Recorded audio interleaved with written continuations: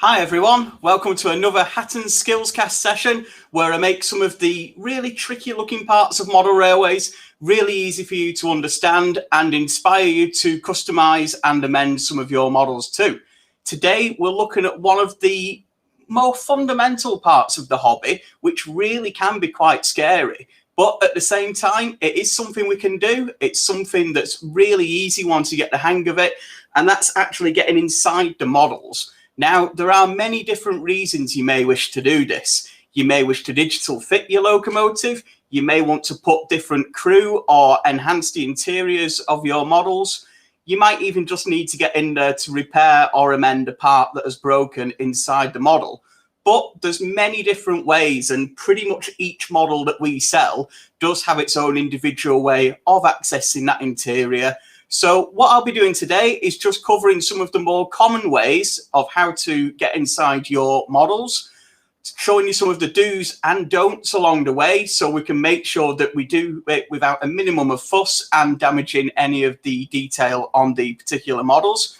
If you do have any questions, anything covering the topic, please do ask them in the chat and I'll be answering questions in the chat throughout the screen. But otherwise, I'll show you a little bit of what I've got here, and each of these locomotives will be open and showing you the insides on the show today.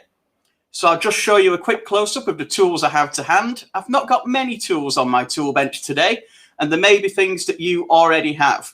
So we've got the screwdrivers. I've got 3 different ones there, both crosshead Phillips and the flathead straight edge screwdrivers.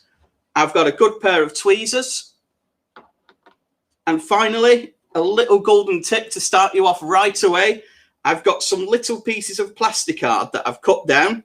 Now, you'll see why these come important very soon, but these are a great thing to have. And the best thing is, in a lot of cases, they won't cost you anything at all either. If you have an old hotel room card or an old club membership card that you no longer use, you can use one of those cut down as long as you avoid the sharp edges. And of course, if you have some plasticard to hand from building a kit, get yourself 4 or 5 of these little squares. I've made them about 1 inch in size, sort of 1 inch square. And that's the size I found really helps with getting inside some of these locomotives. To start with one of the easiest ones, a lot of N-gauge locomotives simply have bodies that just unclip. There's no screws involved. There's no additional parts that you need to take away. You can just open the bodies straight away. And I'll do that for you right now with this HST.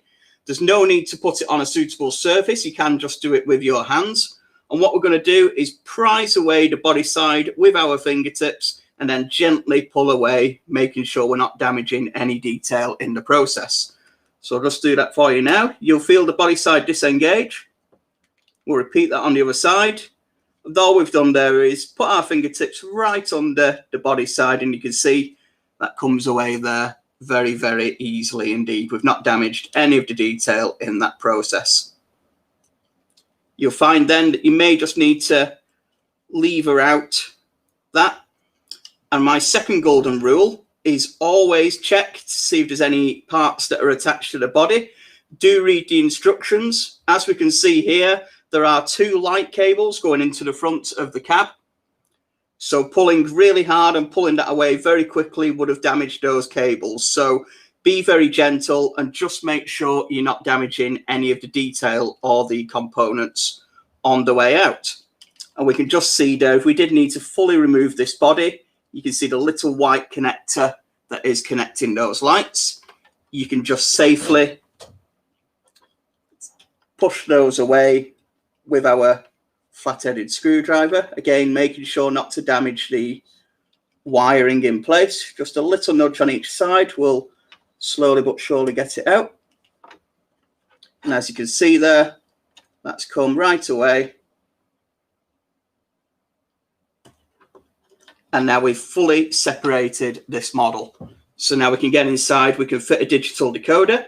We can add some detail to the cab unit if we wanted to remove that as well.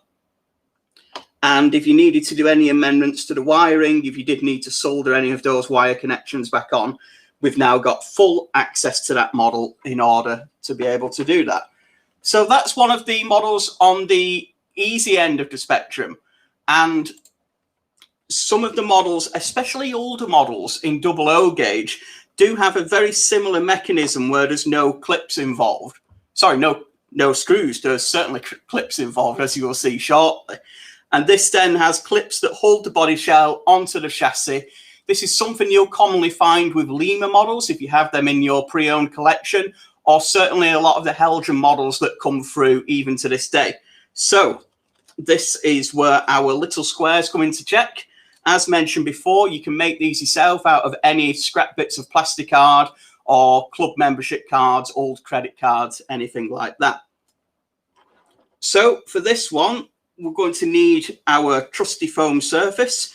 You can, if you wish, do this in one of the Loco cradles, and I certainly would advise it. We do sell those separately, and they'll be able to hold the models a lot better for you.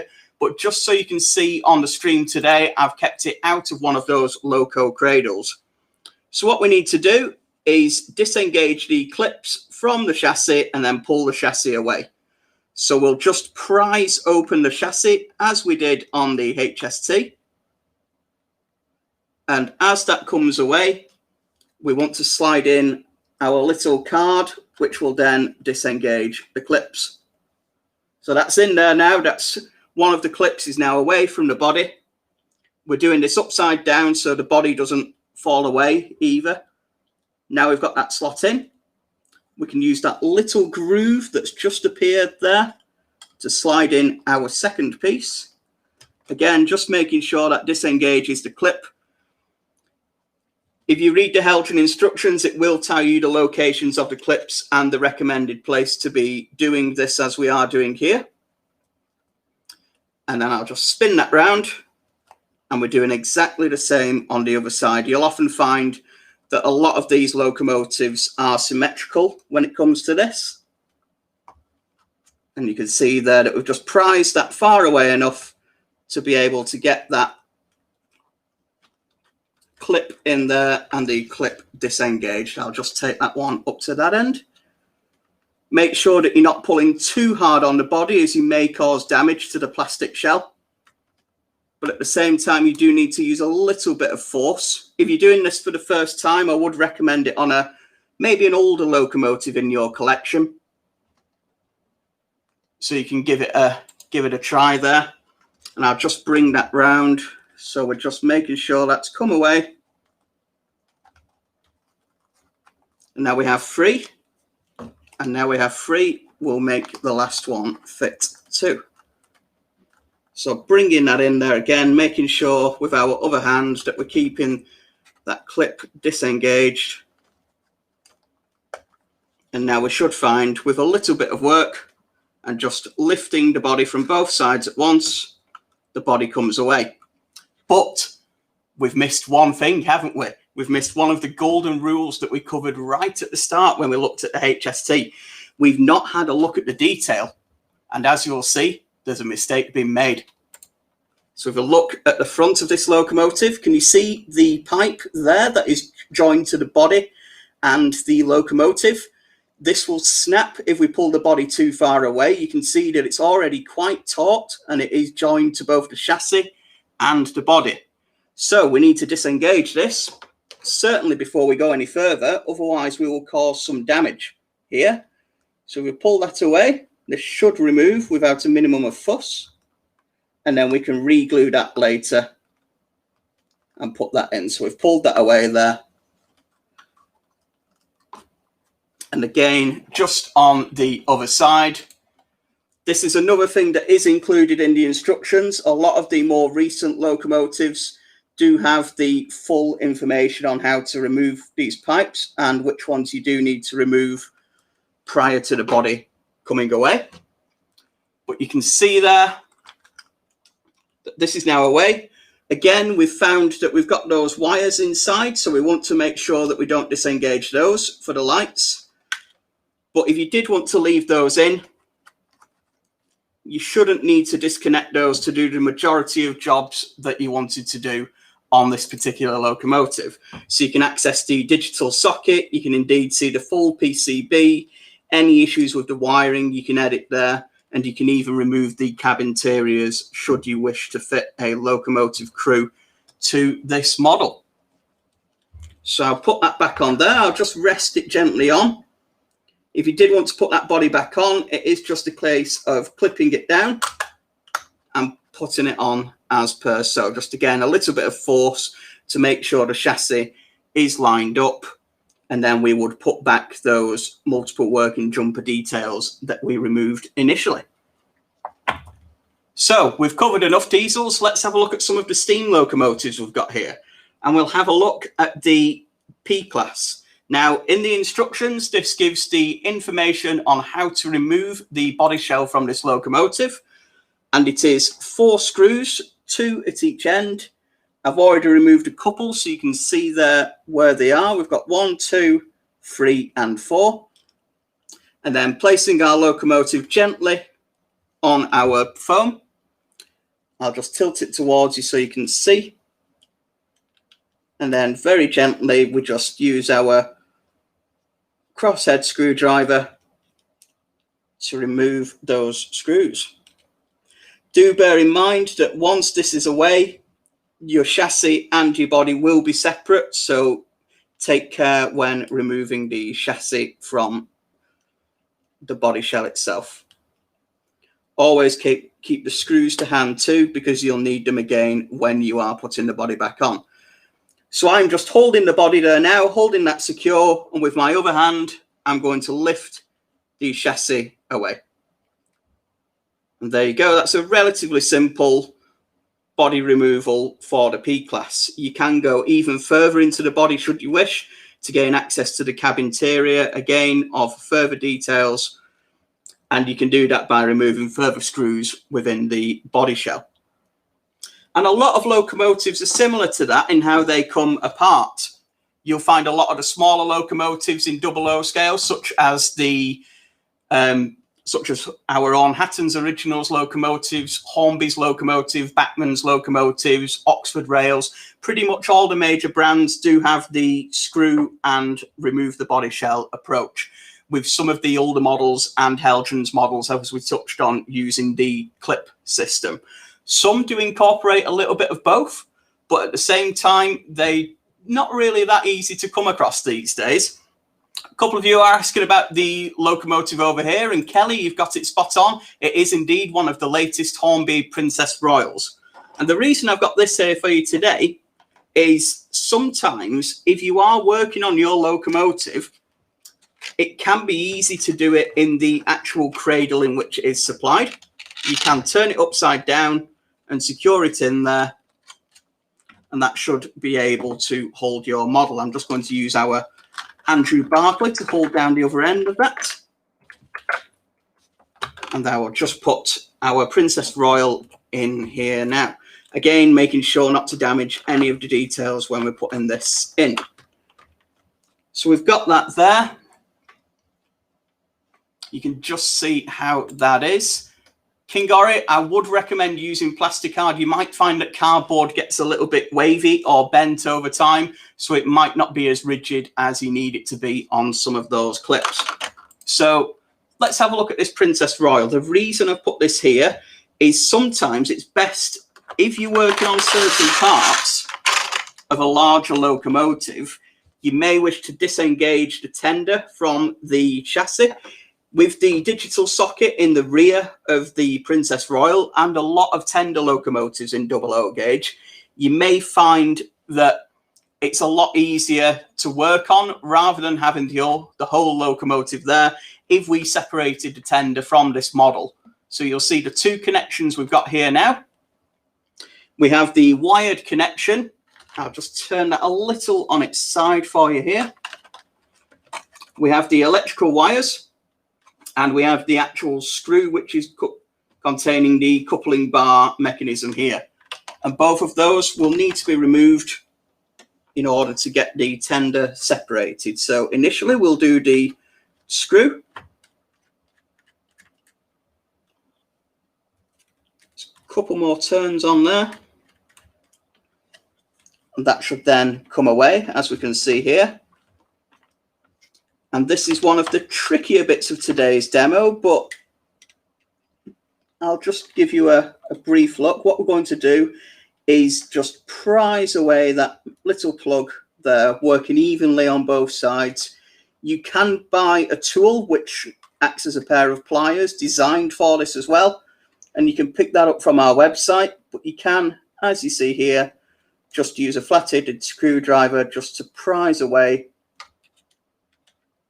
the little connection here. One other golden tip here, guys, is not to rush this either. As you can see, just little and often working away the connecting piece, and sometimes just a little gentle tug, making sure not to disengage any of the wires.